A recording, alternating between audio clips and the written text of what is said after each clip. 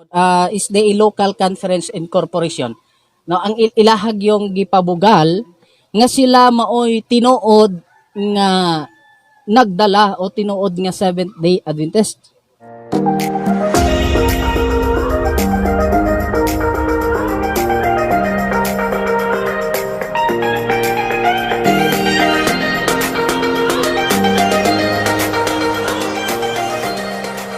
Mayong hapon sa mga kaigsoona, mga kahigalaan ako diha kang Kristo. So salamat sa Dios kay nakahigayon na gyud kita sa pag live karong higayon na. Maghatag lang ako og mga pipila ka mga tubag or mga depensa mga kahigalaan kay tungod sa akong mga pag-usisa sa mga posts sa ako ang sa Facebook, no, nga ako ang nabasahan na ay daghang mga post nga gibato o giatake kontra sa Seventh-day Adventist Church nga under sa General Conference nga dili angay nato tagaan og or ipaiway mga kahigalaan, mga kaigsuonan. Ang kining atong mga higala, no, mga amigo, matawag nato kini nga igsuon gyud, no, kay pareho magpangalan kining Seventh-day Adventist Local Conference Incorporation. Na sila'y mga gipang bato sa ato nga mga Seventh-day Adventist nga original, no, at tinuod nga mga Seventh-day Adventist nga dili angay nato nga tagaag nga atong ipaiway ang ilahang mga dili mao mga kahigalaan, no, nga mga pag-akusar, matawag nato nga mga pagpangdaot, naglapta, no, naglapnag unya og ato lang ng pasagdaan mahimo nga ang bakak og pasagdaan mahimong tinuod sa panghuna-huna sa tao nga dili nga wa maswito mga kaigalaan sa maong isyu.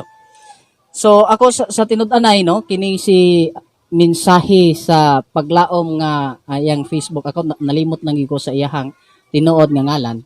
Kanang wala ra gyud ko anay kuan sa iyaha kay usahay gani kanang iyahang mga video, no, mga live video, ako amang gani na usahay nga shout out kay mayo kay nagtan-aw karon si Brother Dodoy, no, Agdalapis. So usap din nato upod sa mga amigo nato karon. So shout out kanimo mayong hapon Brother Dodoy. So balik kita sa isyu mga kahigalaan. Kay kini man God, no, ako kasagaran maminaw gid ko ana iyahang mga live program diya sa radio mga kahigalaan kini si mensahe sa paglaom. So ugaling, no, usa ka higayon nga nabuksan ako ang Facebook og usa sa ihang post, no, nga nagpakita siya video kato, no, dito ko na kuan mga kahigalaan, dito gyud ko murag na triggered nga ako agyud siyang usisaon bahin ato kay nagpost siya video nga kuno kato nga pagsimba is day worship, no, is day pastors na nakainom na kuno sa wine sa Babylon. So ang iyang gipasabot, ang iyang gipaila nga kadtong pagsimba o katong mo pagwali ihato sa is day pastors, no, is day pastor to. So mong akong gipangutana siya kung kinsa man ang ngalan sa maong pastor nga iyang gitumong niadto nga video. So hangtod karon wala jud siya nahatag kanako nga pangalan sa maong pastor. Base si Brother Dodoy nakailan ni siya. So mao na mga kahigalaan nga kuan gyud ko murag nagtinguha gyud ko nga mahimo ko o maghatag ko gamay pod nga mga kini dili man gyud ni siya siling ingon nga pagdaot or matawag na to nga pagguba kay kita may giguba or ang Seventh-day Adventist Church may giguba o gidaot mga kahigalaan. So ako igo ra pud ko nga mo presentar sa kanang mga isyu nga ilahang gi pang bato sa Seventh-day Adventist. So ang katong mga kahigalaan no, ang akong gi-post lagi no kay mao to nga nagtulod pod sa kuha nga mo post og ilahang usa sa papilis nila nga disputed sila 2013 ang ilahang papilis sa SEC disputed tungod kay tulo ka grupo ang nag-claim nga sila mao'y nagdala ni ato nga pangalan. So ang nahitabo disputed. Nagkinagamo man wa mga kahigalaan no og niangkon pa ang usa ka nalimot ko sa pangalan nga naa pa sa husgado ang ilahang kaso sa karon.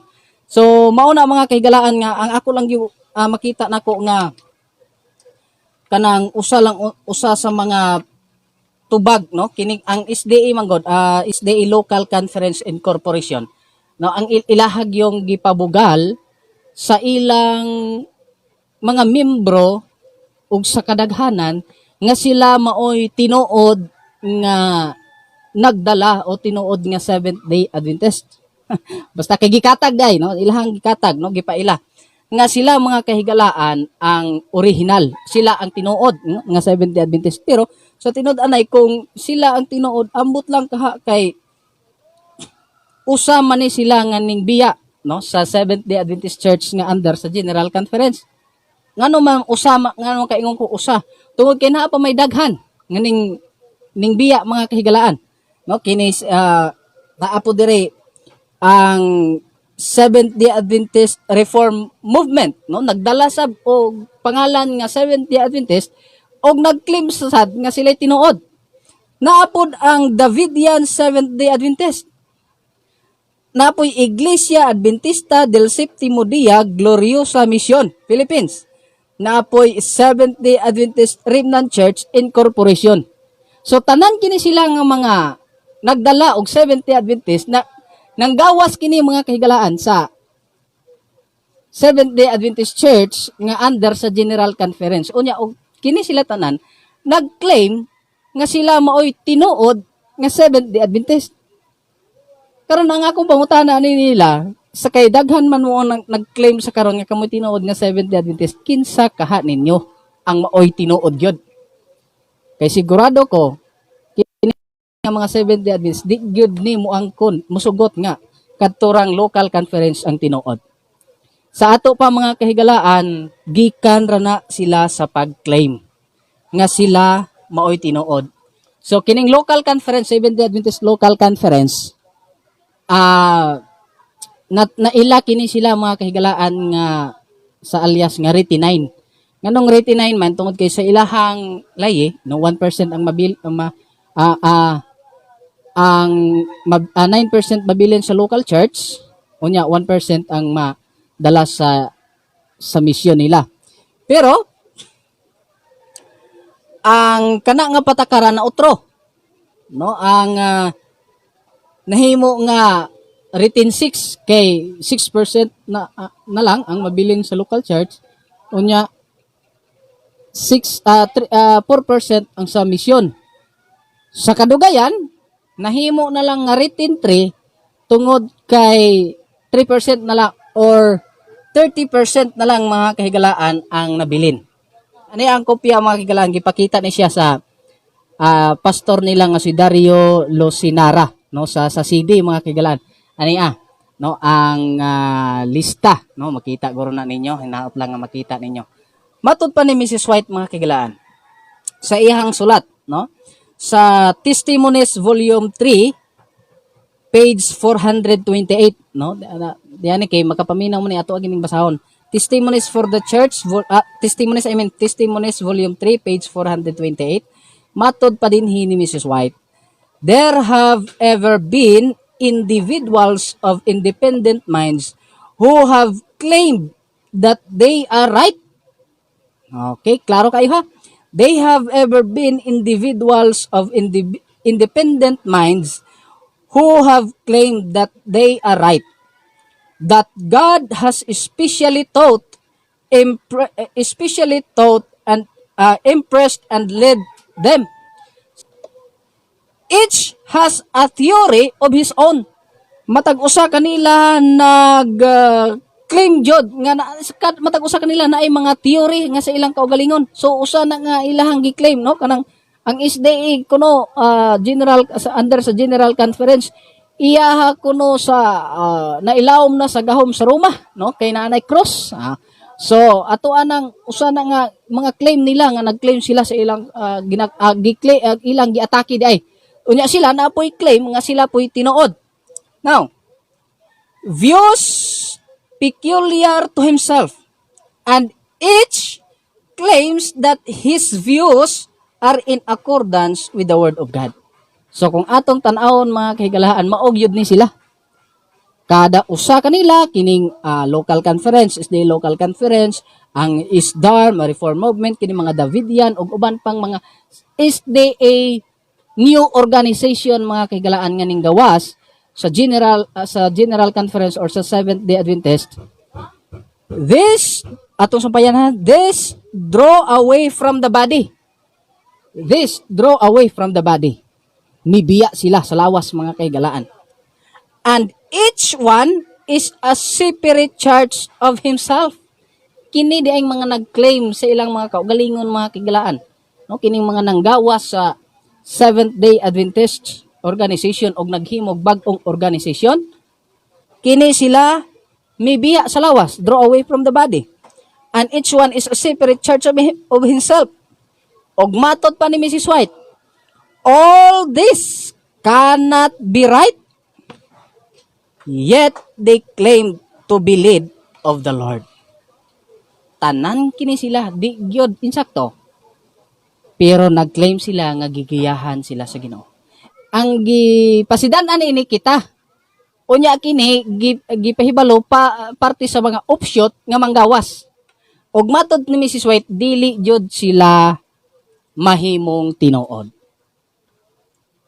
Bisag unsaon pa na nila mga kaigalaan og claim ingon ni Mrs. White, di jud na sila mahimong tinuod. Posbo na ko sa pagbasa, katapusan lang mga kaigalaan kay naa karon may meeting.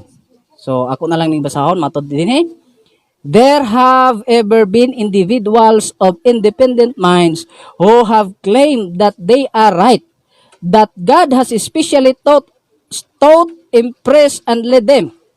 Each has a theory of his own, views peculiar to himself, and each claims that his view are in accordance with the Word of God. Matod ni Mrs. White, this draw away from the body, and each one is a separate church of himself. All this cannot be right, yet they all claim to be led by the Lord. Ila lang ng claim, angkon-angkon nga gigiyahan sila sa Ginoo.